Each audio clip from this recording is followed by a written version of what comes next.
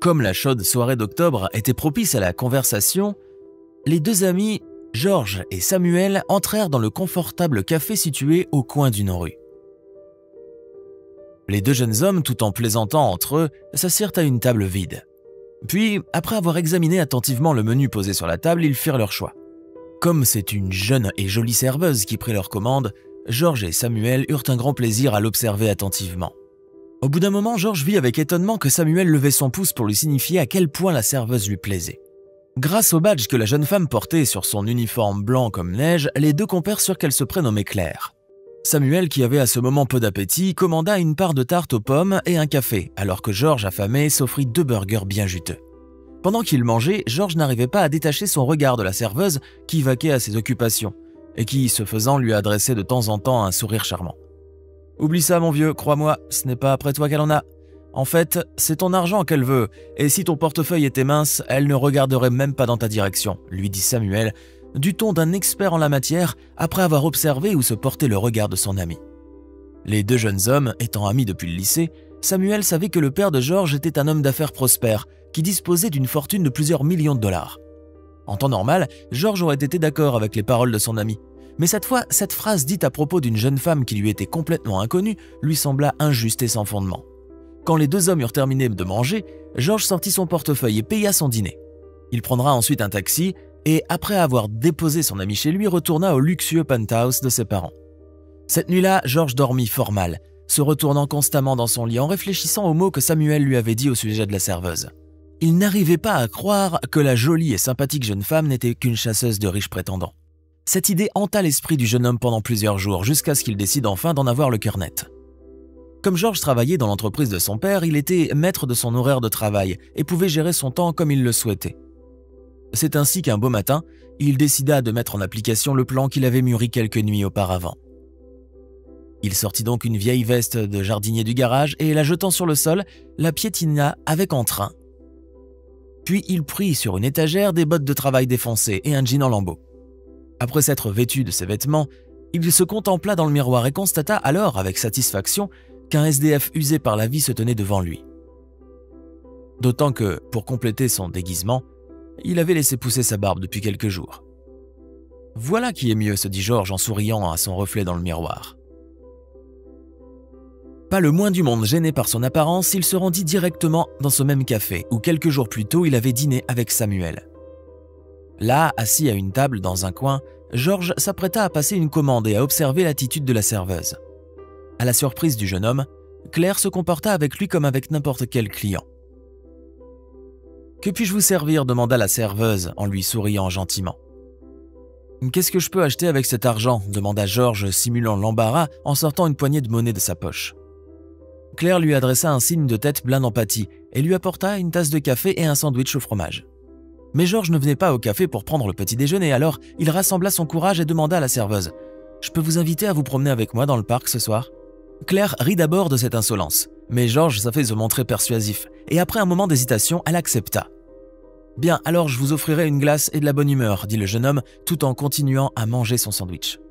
Cela provoqua le rire joyeux de Claire, ce que George s'empressa de considérer comme un bon signe. « Très bien, alors attendez-moi à l'entrée du parc à 19h, » dit la jeune femme en s'éloignant en direction d'une table voisine. George termina son café, laissa son sandwich inachevé et sortit. Le soir venu, il se dirigea vers l'entrée du parc pour y attendre la jeune femme comme convenu.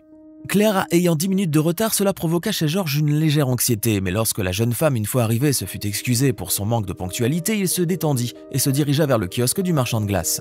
Les jeunes gens se promenèrent dans les allées éclairées par les lanternes du parc en discutant de diverses choses et en dégustant leurs glaces. George, qui voulait soutenir sa légende, lui dit qu'il travaillait dans un magasin de matériaux de construction, puis voyant que la jeune femme était visiblement tendue, il lui demanda de parler d'elle. Soupirant tristement, Claire lui dit qu'elle travaillait comme serveuse par désespoir. Ses parents étaient pauvres et son père était souvent malade, de sorte que la situation matérielle de la famille était difficile. Les jeunes gens continuèrent de bavarder et, avant même qu'ils aient pu s'en rendre compte, la soirée se transforma en nuit. George raccompagna Claire chez elle, puis, demeurant un instant devant la maison où habitait la jeune femme, il regarda rêveusement le ciel étoilé. C'est par cette promenade dans le parc que commença la relation. George et Claire se mirent à se voir tous les jours, allant au cinéma et dans les cafés, ou se promenant simplement dans le parc. Peu à peu, les jeunes gens se rapprochèrent de cœur et de corps, passant parfois des nuits ensemble dans des motels bon marché. Puis un jour, George proposa à Claire de se rendre à la campagne, promettant de lui montrer un endroit spécial. Claire accepta avec joie, d'autant plus que le temps était chaud. En fait, George avait déjà depuis quelques jours organisé pour son ami cette visite à l'extérieur de la ville. L'endroit qu'il avait choisi était en effet pittoresque, et la surface bleue et ondoyante du lac offrait un spectacle captivant et magnifique. « Allons faire un tour en bateau », suggéra George en se dirigeant vers la jetée. Claire accepta avec joie, et assise dans le bateau, elle se sentit instantanément très bien. George maniait habilement les rames et choisissait des endroits d'où la jeune femme pouvait admirer à son aise les cygnes et les canards sauvages. Soudain, en déplaçant son regard vers le rivage, Claire vit une voiture sombre garée près de la jetée. Au bout d'un moment, un homme en sortit, puis ouvrit le coffre de son véhicule et en tira un sac poubelle noir. Regardant prudemment autour de lui, l'étranger balança le sac et le jeta dans l'eau, avant de quitter rapidement les lieux dans sa voiture. Claire, pour une raison qu'elle ne comprit pas elle-même, en fut très inquiétée et demanda à George de la conduire jusqu'à l'endroit où le sac avait été jeté. Lorsque les jeunes gens arrivèrent, le sac était sur le point de disparaître sous la surface de l'eau, mais George réussit à l'attraper, mouillant au passage la manche de sa veste. « Regarde, le sac bouge !» dit le jeune homme surpris en déposant le sac. Silencieusement, Claire défit le nœud et les jeunes gens purent voir 3 chiots, qui ne semblaient pas avoir plus d'1 mois se débattre au fond du sac. Quel genre de monstre peut faire une chose pareille, s'indigna Claire en prenant dans ses bras les chiots, dont 2 étaient bruns et le 3e noir. George n'avait rien à opposer à l'indignation de son ami, car il aimait lui-même les animaux et les considérait comme inacceptables de les maltraiter. À la fin de la journée, Claire conduisit 2 des chiots dans un refuge pour animaux et garda le noir avec elle. La jeune femme qui donna le nom de Smokey à son nouveau compagnon l'entoura de soins et d'amour. Le geste généreux de Claire attendrit l'âme de George, le convainquant une fois de plus qu'il avait fait le bon choix. Puis un jour, à l'entrée du café, George tomba sur Samuel, qu'il n'avait pas vu depuis quelque temps. Son ami estima le changement de garde-robe de George et lui dit ensuite d'un air moqueur « C'est donc à ça que mènent les rencontres avec les serveuses. Bientôt, tu deviendras toi-même un vrai SDF. » George réagit de manière très émotionnelle au sarcasme de son ami. Et cela faillit se terminer par une bagarre. Et le lendemain matin, Samuel se rendit au bureau du père de George pour lui raconter en détail ce qu'il avait vu. Difficile de dire pourquoi il avait choisi d'agir de la sorte. Peut-être qu'il s'inquiétait pour son ami, ou peut-être qu'il voulait simplement le contrarier. Quoi qu'il en soit, le soir même, George eut une discussion sérieuse avec son père. « Dis-moi mon garçon, pourquoi tu fréquentes cette pauvrette? C'est pour me faire honte ? Tu comprends très bien que jamais je n'accepterai une fille de ce milieu dans ma famille. Et si tu ne reviens pas à la raison, tu pourras dire adieu à ton héritage. » s'exclame M. Adams très irrité. Mais à sa grande surprise, cette fois, son fils se montra intraitable et lui dit que, dans ces conditions, il n'avait que faire de la fortune familiale. Puis il emballa ses affaires à la hâte et se dirigea vers la maison de Claire. George savait déjà ce qu'il avait à faire, et lorsque la jeune femme ouvrit la porte, il lui avoua toute la vérité sur lui-même et sur sa famille. Puis, regardant en Claire dans les yeux, le jeune homme s'agenouilla d'une manière chevaleresque et lui demanda de l'épouser. Le visage de la jeune femme s'éclaira d'un doux sourire, puis s'approchant de lui, elle murmura à l'oreille du jeune homme « J'accepte mon chéri, mais j'ai aussi de très bonnes nouvelles pour toi. » George regarda d'un air interrogateur son ami qui lui sourit de façon énigmatique avant de lui annoncer qu'elle était enceinte.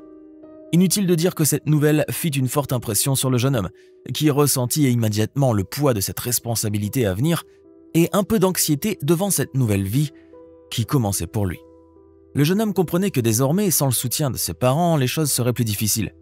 Ce n'est pas que la situation l'effrayait, mais tout de même une ombre de malaise glissa sur son visage. Claire le comprit sans un mot, et souriant proposa à son fiancé de rencontrer ses parents.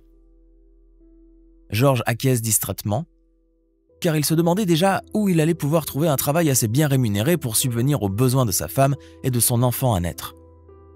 C'est pourquoi il ne remarqua même pas où le chauffeur de taxi les conduisit.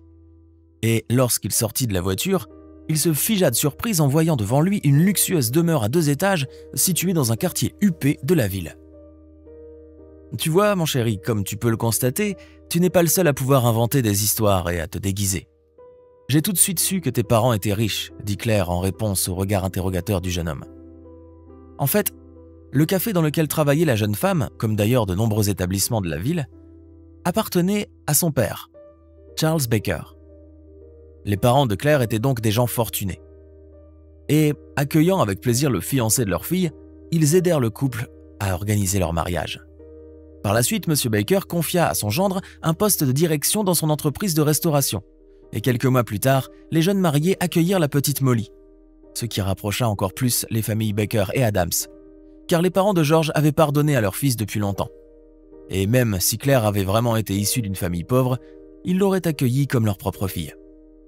Se réjouissant de la naissance de leur petite fille, les parents des deux côtés laissèrent entendre sans équivoque aux jeunes mariés qu'ils verraient d'un œil très favorable la naissance d'un autre petit enfant.